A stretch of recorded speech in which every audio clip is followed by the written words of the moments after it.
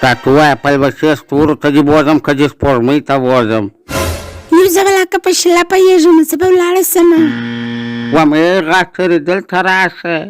یو سړی ماته د کور کارونه پاته دي دغه نن به سکونه وکړه بله رمونې نشته اله مور دروازه خلاصه که بیخي په عذاب یم مور ژر کوه دروازه خلاصه که داسې بد په عذاب یم ژر کوه دروازه خلاصه که دا ځله بیا رالی یو سړی دروازه ور خلاصه که د سینې چې یو څه پسې ولا ولا که پسې وځي زما په عذابوي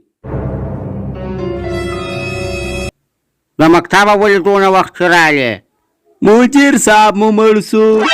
یو چې شي مدیر خرکوس باسته ټکي والی چې مړ سو بابا هغه پر موسیقل را روان د موسیقل بریک کار پرېښوي ټکار یې وکړي مړ سو نو ځواني مرګه ته بیا په خندا کې ولې وایې نور نو خلاص روز یې رخصتي راکړله چې مدیر صاحب مړ سو سر معلم صاحب سمپو ته وارلی ول غوټې غوړاشي مو بالا سره ټولوي ځي د مکتبه وځي چې لاس ورځې بیا د مکتب پر دروازه لا رانسي پر هغه خاطر خوشحاله یم خوشحاله کېږه لاس ورځې د مکتب پر ځای مدرسې ته استوه نور ولاکه مې د چا پلار راواسي دا خو د خدای ورکړله چې موږ ته یې رخصتي راکړله دا مدیر خرکوس سبا ولې نه مړ کېدی چې نن مړ پر موږ یې ژوند ارام کړي